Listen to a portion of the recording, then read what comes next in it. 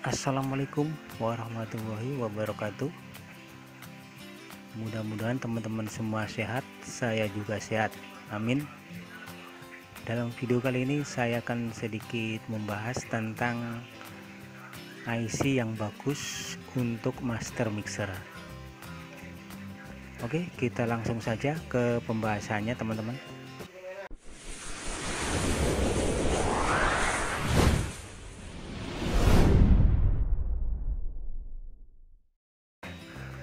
Master mixer sendiri menggunakan IC 4558, itu IC standar pasaran ya teman-teman. Jadi kita saat membeli master mixer pasti mendapatkan IC 4558, IC standar teman-teman. Sebenarnya IC tersebut sudah bagus untuk master mixer itu sendiri, akan tetapi kadang teman-teman ada yang ingin memodifnya atau menggantinya dengan yang lebih bagus IC-nya. Katanya sih IC tersebut bisa mengurangi noise, dan IC yang standar tersebut katanya banyak noise-nya.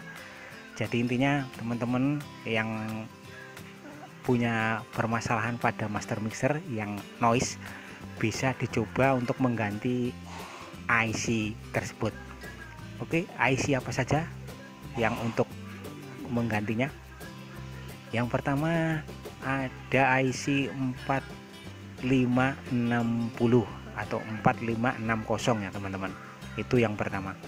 Kemudian yang kedua 4580, 4580 itu teman-teman. Jadi ini IC yang untuk menggantikan IC yang standar tadi 4558. Oke teman-teman, kiranya cukup sekian dulu pembahasan yang singkat ini, mudah-mudahan bisa bermanfaat.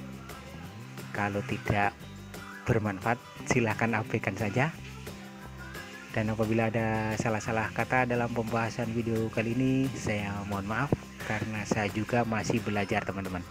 Oke, saya akhiri. Wassalamualaikum warahmatullahi wabarakatuh. Sampai jumpa di video selanjutnya.